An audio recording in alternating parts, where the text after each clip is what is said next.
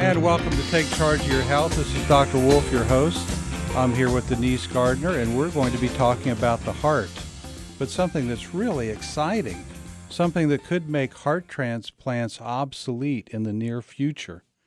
The heart is a pump, and we're going to have two experts on with us today. And your questions about the heart or heart failure are welcome. You can reach us at 749-5500, 800-823-TALK, or pound 550 on AT&T phone. We're going to talk about the heart, and we're going to talk about replacements for the heart. We have two special guests. One is Professor of Surgery at University of Louisville, Dr. Paul Spence. Dr. Spence is a cardiothoracic surgeon. He has been in full-time academic practice at the University of Louisville. He's also been full-time research, working on different products to help our heart. And he's with us on the line now. Paul, can you hear me? Yes, I can, Dr. Wolf. And Dr. Spence, thanks for joining us. I just read something. It was in a book from Bill Bryson, and some pretty interesting statistics for our listeners. Your heart must pump 75 gallons of blood an hour, 1,800 gallons every day, 657,000 gallons in a year. That's enough to fill blank Olympic-sized swimming pools. So for our listeners, if you'd like to call in and have an answer to that, it's 749-5500. That's our question of the day. 749-5500 or 800-823-TALK. The question of the day is, how many Olympic swimming pools will our heart fill pumping to keep us alive for a year, which is 657,000 gallons a year? And Dr. Spence, this has been an area of your interest as professor at University of Louisville. I know now you're working full-time on different devices that can help the failing heart. And heart failure is a big problem. In fact, how big a problem is heart failure just in the U.S. alone? Well, the estimate is between 5 and 6 million people have heart failure in the United States alone, and there are probably close to 20 million people in the entire world with this problem. Now, in contrast, how many heart transplants for heart failure are performed a year? Well, that's a really good question. There are only about 2,000 heart transplants done each year in the United States, and that number really hasn't changed much, and it's an issue with the number of donors. And so with 5 million people with heart failure, 2,000 available transplants, while a wonderful procedure, really doesn't solve the vastness of the problem. Now, when we talk about heart failure, we're talking about people whose heart, and the heart is a pump, whose pump is not efficient enough to keep up with the normal body functions. And we're even just talking at rest, correct? Yes, and of course there are various different grades of heart failure, various classes that can be so profound that sitting is almost intolerable. And in the other extreme, people can do quite a few activities but are restricted at the top level. So it's a huge range. The problem comes, of course, as you get more advanced. The earlier stages, people do quite well with medications and by restricting their activities.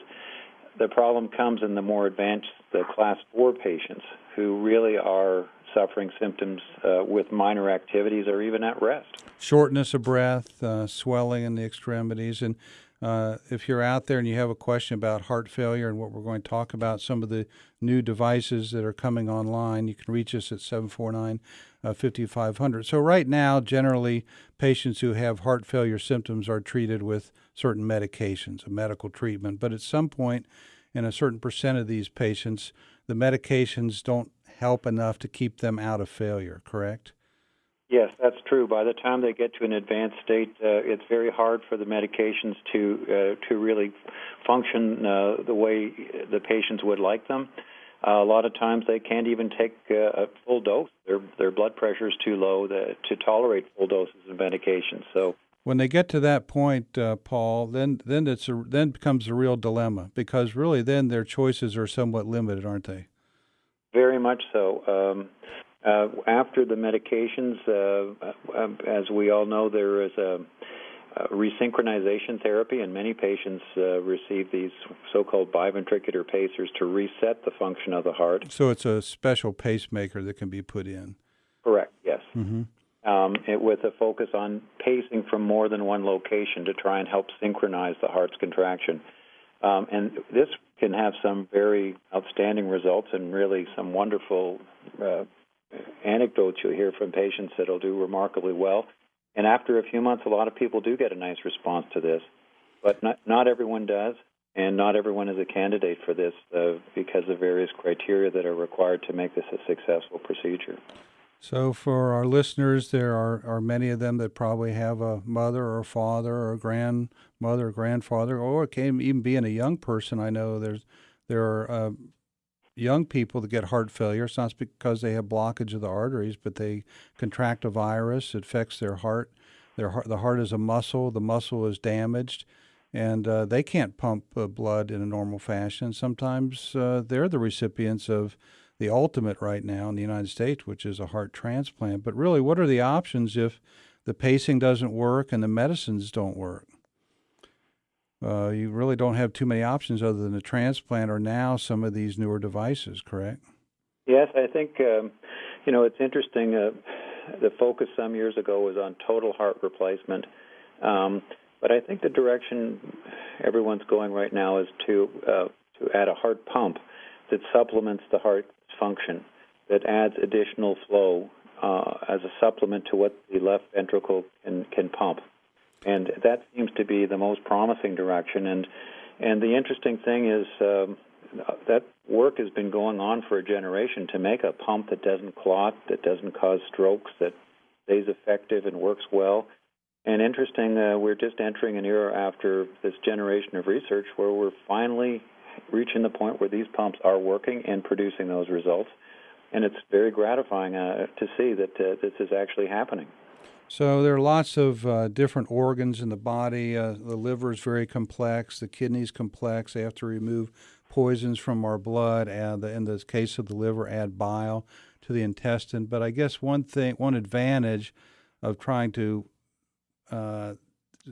have a new device that helps the heart is it really is a pump. It's not a filter, correct? Correct. Yes. Although the function is as you described, the function is relatively simple. And so replacing it is a defined task that engineers are able to do. Now, for those of you who just joined us, I mentioned that 657,000 gallons a year is what a normal human heart, the amount of blood that a human heart pumps. That's per year. And this is enough to fill how many Olympic-sized swimming pools? If you have a guess on that, call us at 749-5500. Or if you'd like to ask a question about heart failure or some of these new pumps, you can call us at 749-5500 or 800-823-TALK.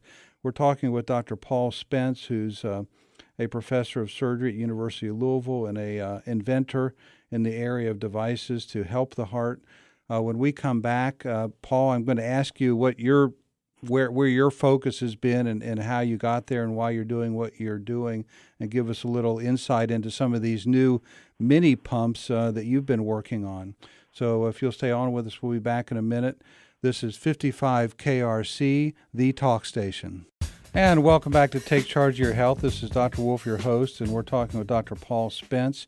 He is a cardiothoracic surgeon. He is an inventor, and he is the president of SCR Development Group in Louisville, Kentucky.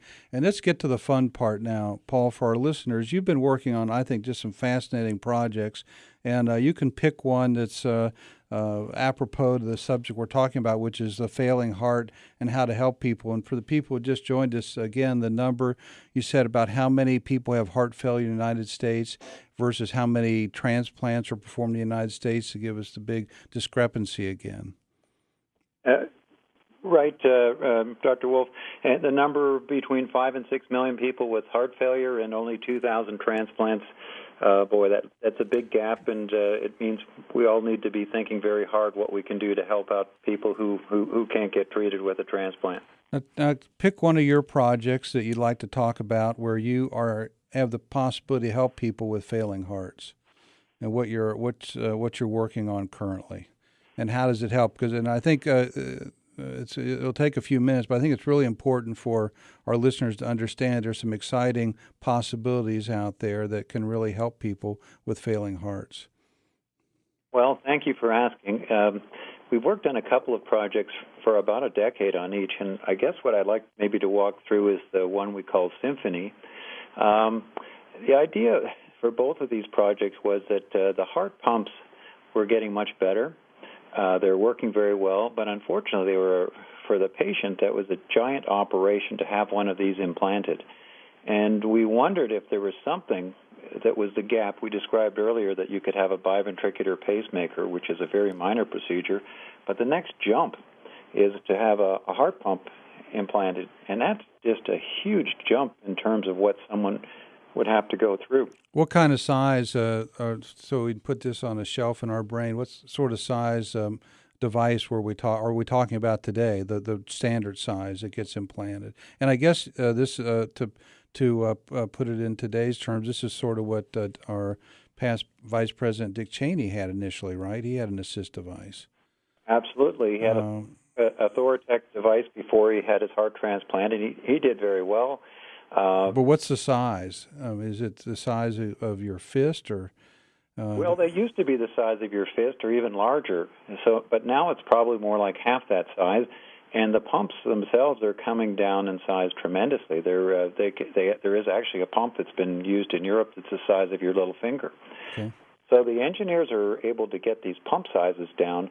And that really raises the next question, can we make the operation a lot smaller if we don't have to go inside your chest, if we don't have to connect everything to your heart and your vessels around the heart? Could we, say, make this an operation that stays on the surface and you don't have to go so deep inside? So for Dick Cheney, he had to have his breastbone opened. The heart had to be accessed to put this initial pump on. Is that correct? Yes. Okay. Correct. And you're saying, is there a way we can do this without cracking the breastbone, going on the heart-lung machine, the whole 9 yards to help the failing heart? Absolutely. So the idea would be, if you're a patient, could we find something intermediate between a pacemaker and this giant pump implantation? Well, we decided we'd focus on what we might call a pacemaker heart assist device. A device would actually sit in a pacemaker pocket and wouldn't even need a connection to the heart. And that's what this Symphony project is about. So someone who gets a pacemaker is generally underneath the clavicle. That's where it's put, and it's what's the size, Dr. Spencer, you're talking about for the Symphony device? Good. This would generally go in the same location.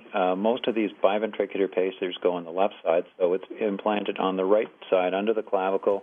And it's about the size of an old pacemaker, probably the size of 2 or 3 stacked together now. It's definitely larger, but it fits in the size of in a pacemaker pocket quite conveniently. So in lay terms for our audience, can you explain simply what you've been able to achieve? What are you doing with this new device? What does it do for the patient? How does it work? Sure.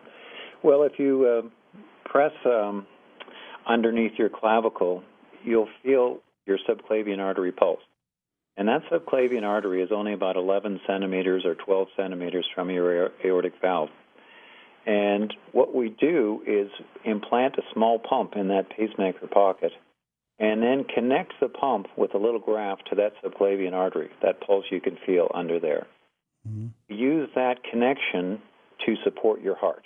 And it's based on, as Dr. Wolf, as you know, a counterpulsation principle.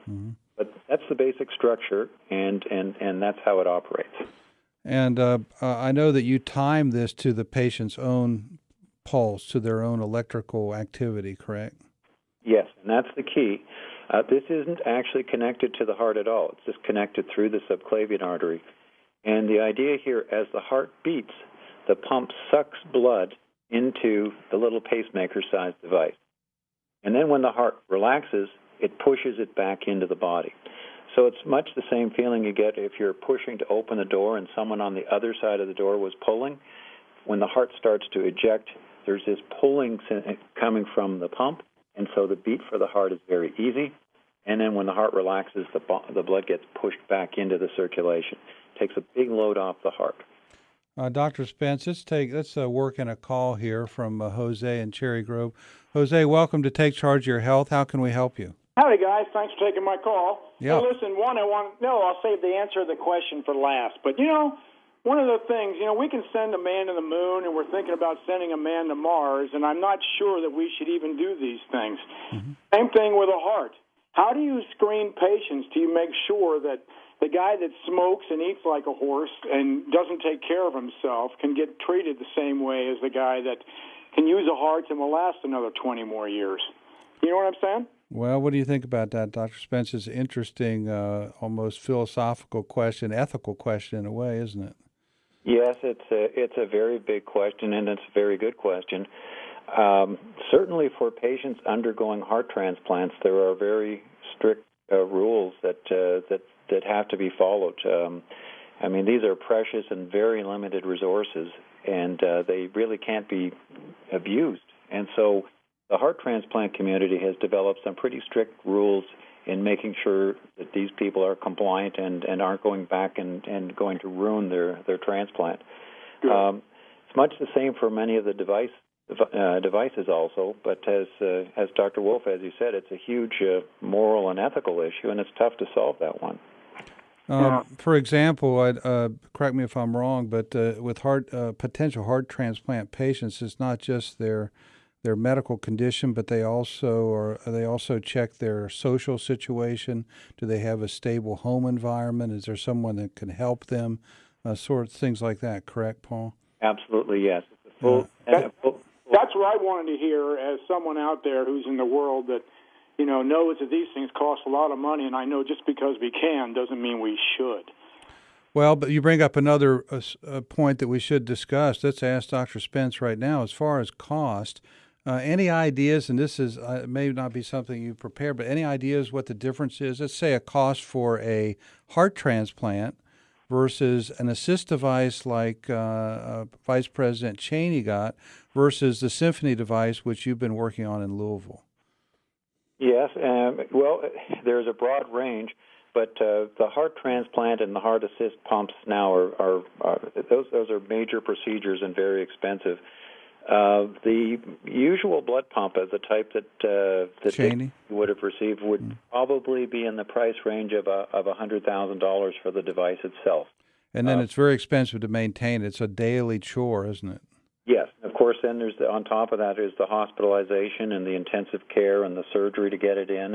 And as you say, you have to regulate the blood and make sure the pump is working, and there are batteries and that have to be monitored. And so, yes, it's a major several $100,000, depending on how long you have it in, too, right? Yes, and there's an initial cost and then an annual cost too to maintain it. And so in a heart transplant, I think is over $200,000, I think, just for the first year, if you can get one. Let's compare that to one of the devices you've been working on, the Symphony, and I know you may not have an exact answer, but just a ballpark figure compared to these astronomical numbers. Good question. Our target is to get the device cost down to about 25% of a current heart assist pump. We're trying to use smaller, we're trying to make it simpler and trying to use cheaper materials, but still have very high quality, but try to use our brains rather than high-level expensive materials. Jose, that sounds good, doesn't it? I guess it does. I know. Just it's nice if we can take care of ourselves, but that doesn't mean because I beat myself to death that my heart's going to be able to, to be good and to last me for as long as it should. I try to do the best I can myself personally to take care of myself, but I just have good genes. My dad's 92 and my mom's 87, and they're just ticking away. But I think about people that could be in their 40s and have heart issues. Probably even less than that. Have you guys run across younger people than 40? Well, it happens in the pediatric patients. I was involved with the first heart transplant at Cincinnati Children's Hospital. And that young boy was, as I recall, he was between 8 and 10 years old when we did the first one. Oh, my. So, it happens in all ages. Wow. And so you're doing the right thing.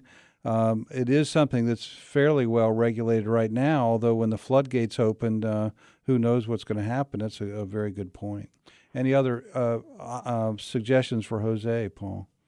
No, he's raised all the key questions, and I mean, I guess everybody knows it's their responsibility personally to take care of themselves, and it becomes a tough question when someone doesn't, and then everyone else is called upon to help out.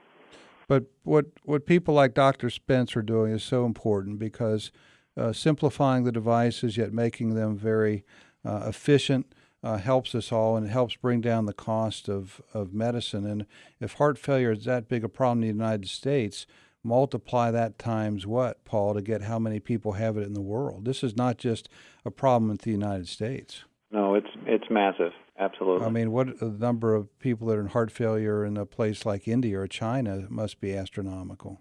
Well, the number they give for Europe is somewhere in the 12 to 15 million range, and I mentioned 20 million worldwide before, but you've got to believe that's a very major underestimate when you add in India and China. Jose, thanks for your call, and thanks for listening to Take Charge of Your Health. Oh, hey, I think we can fill up one pool, by the way. Well, you're right. It's even more than one, but we will give you credit for that. Good. Stay on the line, and you just won a $10 gift certificate to Starbucks. Oh, very cool. Thanks. We'll put you on hold. When we come back, we'll talk to Neil and others, and Paul, if you can stay on with us, we'll continue after a short break.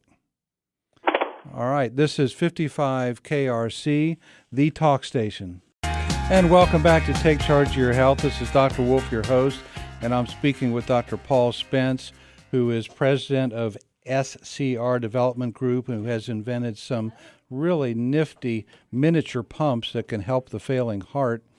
Paul's also a heart surgeon at University of Louisville. And speaking of Kentucky, Paul, can we take a call from the state of Kentucky? Let's do that, shall we? Neil, this is Dr. Wolf on Take Charge of Your Health. Welcome. How can we help you? Hi, good afternoon, gentlemen. Thanks for taking my call. You guys have a really interesting topic, one that really strikes home to my heart, no pun intended. Well, tell me about it. Yeah, I'm 39, very good health. I was in the military, second lieutenant. I just got out of the military, age 32, after serving for 8 years, and a year later was diagnosed with a cardiomyopathy, and I was put into congestive heart failure, had an ejection fraction less than 30, tough first year, got through it, medicine-wise, well compensated, never have had to go back to the hospital for any inpatient treatment. My question is, how long does it normally last before your heart starts getting to a point where you need one of these devices, and do you think it'll ever get where it's more commonplace that they're using them, that they get even more efficient, more cost-effective in the future? And okay, that's really my question. Let's let Dr. Spence take that. Yeah. Well, first, I'm very pleased to hear how well you've done. That's remarkable. You've done a good job taking care of yourself, so well done on that front. Well, as you know, and I'm sure they've told you, the course is extremely unpredictable, and the key is to try and stay in one of the earlier levels of heart failure, the earlier classes. But once you travel into the class 3B, then things begin to pick up.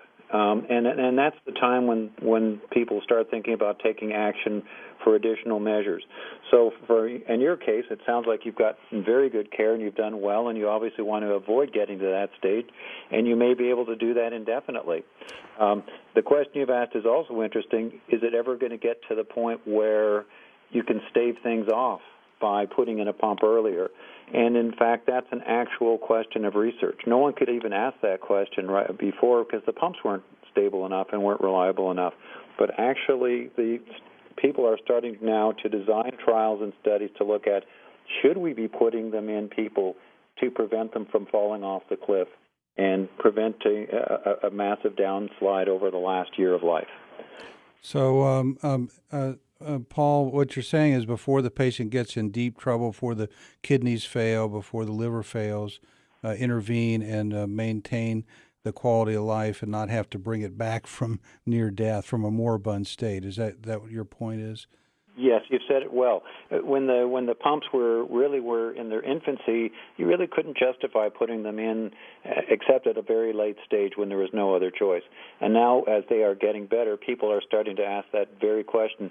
Well, is there a better time to put it in rather than waiting till the very end? And we're talking with Dr. Paul Spence, a heart surgeon and president of SCR, who's developed a couple of the mini pumps for heart surgery. I believe we have Dr. Cohn on the phone. Billy, are you there? Yeah. Hey, Randy. Sorry I'm late. Hey, Paul. How's it going? Oh, you're for you. You're right on time. Let me introduce you. Dr. William Cohn is a professor at Texas Heart Institute, and he was the subject of a popular science article. What was that? A few months back. Yeah, in March. In March, it was on the cover actually. It was on the cover, and it was the title was "No Pulse: How Doctors Reinvented the Human Heart." And I introduced to our listeners the fact that we're talking about the failing heart. What can you do? Paul and I talked that there are medications. Once those fail, then Paul said, well, you could perhaps get a pacemaker that helps synchronize the two lower chambers of the heart. When that fails, then you're really up the creek, so to speak, and you're looking at maybe some device that has to be implanted like Vice President Cheney had performed, or what he ultimately had, which is a heart transplant.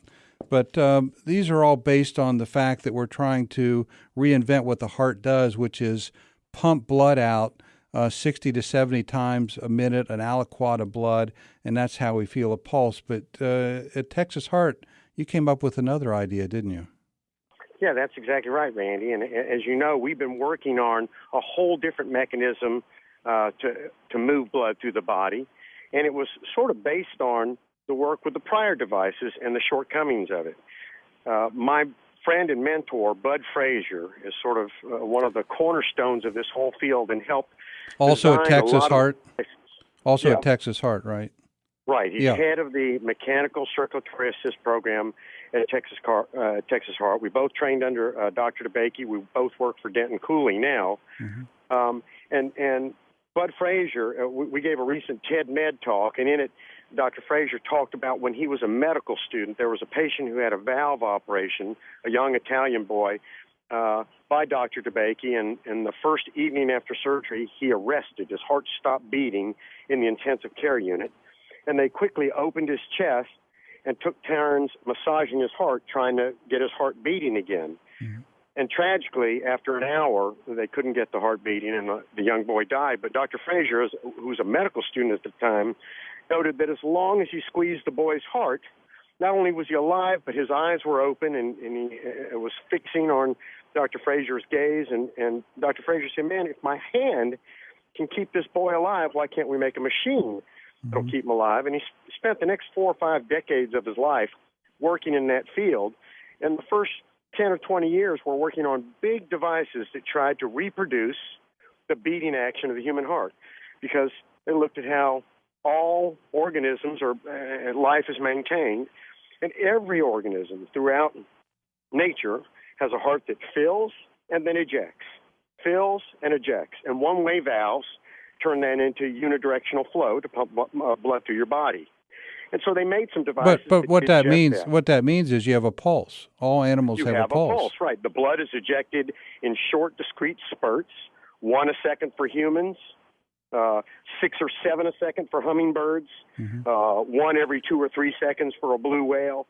But all of them fill and then eject, fill and eject. And if you put your fingers on your neck or on your wrist, that little tapping, each tap corresponds to a squeeze of your heart. Mm-hmm. And so they made devices that did just that. There were large cans, bigger than a tuna can, that would fill with blood, and then a pusher plate would push forward, squeezing the blood out, and then 2 valves, one that just led into the space and one that led out of the space, turned it into unidirectional flow. And that device would take blood out of the failing heart through a metal tube inserted in through the tip of it or the apex of it, and would squirt that blood through a fabric tube into the circulation. And so it was really an impressive and amazing chapter in the evolution of this specialty, because they would take patients, the patients that you and Paul are talking about, that were gravely ill, that couldn't get out of bed, certainly couldn't walk across a room, and they'd put this device in. It was a big operation and a big device, but if the patient survived,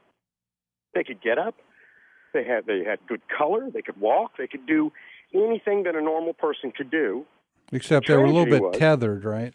Well, they had a big battery cord coming out from their belly that went to a vest with a bunch of big batteries in it. Mm-hmm. But it restored them to the vigor of life in all other ways. The tragedy was, first of all, it was such a big device, only the biggest half or maybe third of the human population could even be considered for this therapy. But the worst thing was that mechanism I described, filling and ejecting in spurts like the human heart. If you're doing that once a second, you're doing it 100,000 times a day. You're doing it 35 million times a year. There's no man-made device that can do that for very long. So these patients would go through this huge operation. They gradually get better. They make it out of the hospital only to face their mortality again at a year and a half when the device was falling apart. They could either undergo another operation to have another one implanted, and the second time was even riskier than the first because of scar tissue and other issues, or they could have an emergency transplant, and finding an emergency transplant organ is very challenging, or they would die. So in this era, in this 15, 20-year era when they developed these and implemented them, we learned, I was like in high school, but we learned that you could turn around heart failure with a machine, but we knew we had to find a better machine. And that's what our good friend and colleague, Rich Wampler, and also Rob Jarvik, as you guys all know, came up with the idea of rapidly spinning pumps. Rich Wampler was actually in Egypt on some sort of mission work, and he saw some Egyptian workers using an Archimedes screw, like a big piece of Fusilli pasta, to pull water up a riverbank. And he came home and made the first device that used that to pump blood. And everybody thought it would break blood cells, but in fact, Dr. Fraser demonstrated it didn't break blood. He put it in cows in the lab and showed that it was blood friendly, and then ultimately did the first human. And since then, this huge field has erupted using rapidly spinning turbines to circulate the blood. Well, let me mention if one of our listeners would like to call in and ask a question about heart failure or these new devices, you can reach us at 749-5500. That's 749-5500 or 800-823-TALK. We're talking with Dr. William Cohn, who's a professor of surgery at Texas Heart, and also Dr. Paul Spence, professor of surgery at University of Louisville. When we come back, Billy, I want you to tell us what happened, because essentially what you've said is all animals have a pulse, but that doesn't mean they have to have a pulse. Is that fair enough? And maybe we can answer that question. Good. Hang on the phone. We'll answer that question right when we come back. This is 55 KRC, the talk station. And welcome back to Take Charge of Your Health. This is Dr. Wolf, your host. We're talking about the failing heart. That's the problem that our vice president had, Dick Cheney. He had a ventricular assist device, ultimately a transplant. But things may change in the near future. And we're on the phone here with Dr. Paul Spence, who's professor of surgery, University of Louisville, and president of a company called SCR that's developing some new small heart pumps, and also Dr. William Cohn, professor of surgery at Texas Heart, who was featured on the cover of Popular Science a few months ago, No Pulse, How Doctors Reinvented the Human Heart. So, Billy, I'd like you just to finish the story, and then Denise has a question here. And that is, the question was, we've had, animals have had pulses for millions of years. What's the answer? Do you have to have a pulse to be alive and walk and talk? Well, Denise, you asked the $100 billion question. And there's a really neat analogy in the history of manned aviation. About 200 or 300 years ago, the greatest scientific minds of the day decided they were going to make heavier than air manned flight a reality. And as a first natural step, they looked around the world and saw how everything flew, how birds and bats and dragonflies and bumblebees flew, and surmised that to fly you needed a sturdy pair of wings and a mechanism to flap them. And that's what they focused their efforts on for several decades, without a lot of real productivity. It wasn't until we shifted our focus to the rapidly spinning propeller and the fixed wing that manned flight became a reality. And, of course, the Wright brothers demonstrated you could actually turn with wing warping, and powered flight became a reality in the early 1900s. And so it seems that some of the compromises that Mother Nature had to make due to the mechanism of natural selection, the materials she had to work with, bone, muscle, and tendon, that made flapping wings such an attractive alternative, because it's hard to imagine a rapidly spinning propeller at a bone, muscle, and tendon, let alone a turbine or a jet engine. And so the reason I think there are no birds, bees, or other animals that fly with a jet engine or a rapidly spinning propeller is the same reason there's no organism that has a turbine to eject blood through the body. Doesn't mean it's not a great way to pump blood. It is. It's mechanistically simpler, it's smaller, it's more energy efficient. Just nothing that Mother Nature could do with the materials at hand.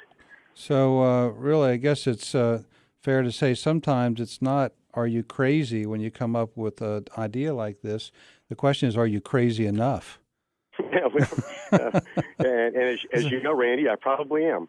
Well, to that end, we've actually now been performing experiments in large animals. We use actually a Corriente cross cow. It's a special breed of cow. And we take their hearts out completely and replace it with 2 turbines, or more recently, 1 modified turbine. And after the operation, actually a couple hours after the operation, the animals stand up, they eat, they drink, they piss, they poop, they respond to caretakers, they walk on a treadmill and seem for all the world like happy, healthy cows, except they have no heartbeat, no pulse, no EKG. You listen to their chest, it's absolutely silent. And by all metrics we have to analyze them, there's not a sign of life, and yet they're wonderful animals that are playful and do quite well. So we have a pulse, but you're proving that maybe you don't have to have a pulse. That's what we think. And actually, we implanted one of these in a gravely, gravely ill human as a last-ditch effort in March of last year. He was in a cardiac coma. He had multiple problems. He had a condition called systemic amyloidosis. So he was in liver failure, kidney failure, lung failure, and was being supported by a pump at bedside. And that pump at bedside was sitting on a table and hooked to him by hoses, was failing. And he couldn't have a transplant because of the illness that he had. His heart was too small and didn't have an adequate cavity to put one of these assist pumps in. And so after careful consideration, we put our continuous flow artificial heart in, and he woke up, got off the breathing machine, and actually Fantastic. was quite stable for 5.5 weeks. But then his liver failure got so bad, the family asked that we discontinue care. That's fantastic. Let's work in a call here, gentlemen. Danny, welcome to Take Charge of Your Health. How can we help you? Hi, Dr. Wolf. I have been in contact with you before about my AFib. Okay. And it's been about 1.5 years, I think, since we had in contact. But my problem is, yes, I am AFib constantly, and my ejection factor seems to be in the high 50s the last time I had it taken, which was last November. And but my problem is I immediately lose my breath when I do any kind of physical exercise, like going up and down stairs, just walking short distances. And it has got me to the point where I'm just about... I think I see your dilemma. It is true that one of the first signs of very symptomatic heart failure is shortness of breath or inability to lie flat in a bed. You have to have 1 or 2 pillows. Can you lie flat in the bed at night to sleep? Yes, I can, but I do have a CPAP machine that I use. Okay, so this is more all related to exercise. When you're at rest, you're pretty comfortable. So there are some things that need to be considered. You may need to wear a monitor, but one possibility is that when you do anything, your heart rate shoots up. And I think the gentlemen, our experts, can tell us that you're somewhat limited. The heart has to have time to fill, to pump, and if the heart rate's too fast, there's not enough time for that simple pump to fill. And if it doesn't fill all the way, then it's not going to pump the blood out all the way either, because it won't have a full cc or milliliters of blood to push out. So it could be related to your pulse rate, and perhaps you need a little more evaluation. The other possibility is the heart function has changed since you had your last test. Now, you bring up the point of ejection fraction of 50%, and for our listeners out there, that's the amount of blood that's pushed out from the heart. If the heart has 100% of blood in it and 50% is pushed out, that's about a 50% ejection fraction, which isn't all that efficient, but that's pretty good for the body. When it gets down below 35%, then that's the diagnosis of heart failure is made. But Randy, you should point out 60 to 70 is normal. Well, that's true. We're so used to seeing 50 that 50 is the new normal, isn't it? But you're right, 60 to 70 is really normal. That is correct. 50 is pretty close to normal. Yeah, that's right. So it sounds like this gentleman may benefit from having a checkup, maybe wearing a monitor, seeing and having another echo, see if his ejection fraction is normal. If it is, then something must be happening when he exercises. Can I ask you a couple questions about yourself, sir? I think he went off to listen to the answer.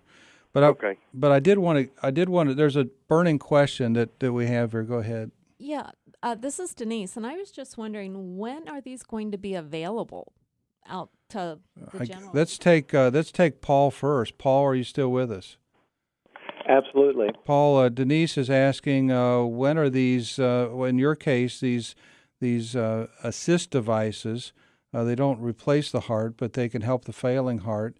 The ones that you talked about, they're implanted where pacemakers are usually implanted, does not require going through the breastbone or hooking directly to the heart. Denise wants to know, can she go to Walmart tomorrow and pick one up? Well, the answer to your question, it's going to be a little while till it comes to the U.S. As you know, the regulatory process is slower here. The first patients have been done in Canada, in Montreal, and the next group will probably be done in Europe. But I suspect in a couple of years, the Symphony project that we've described will be available here, at least starting here. And Billy, same question to you. For the this pulseless device, it really replaces the entire activity of the heart, correct? Actually replaces the whole heart in its entirety, not just the activity. We remove the heart instead of a heart. Okay. We're working hard on it. We have a lot of really smart, really energetic, passionate people working on the project. As Paul just alluded to, the regulatory hurdles are high, but the need is also quite high because 400,000 people die of heart failure every year in the United States alone, and we only transplant 2,000 of them, 1 in 200, because we don't have enough hearts to go around. That's all the hearts that we have. So counting on heart transplantation to fix this problem is like counting on the lottery to fix poverty. We need a solution, and so I think in the coming years we'll see that. Are you are you getting to the point where you have the design down? This machine is now made that you're ready to go. Are you still working in animals? I know you both of you gentlemen did a ton of animal work to prove the process, and I know, Billy, you had cows, and Paul too, that were eating and functioning normally with these sort of pumps in. Well, our newest artificial heart only has one moving part. It's magnetically levitated and has some very Tell our very listeners what magnetically levitated means, just in like 30 seconds. Sure, you're used to seeing spinning motors where the spinning thing is on an axle held by bearings. Yep. In these devices, the spinning part, the one moving part, isn't touching anything.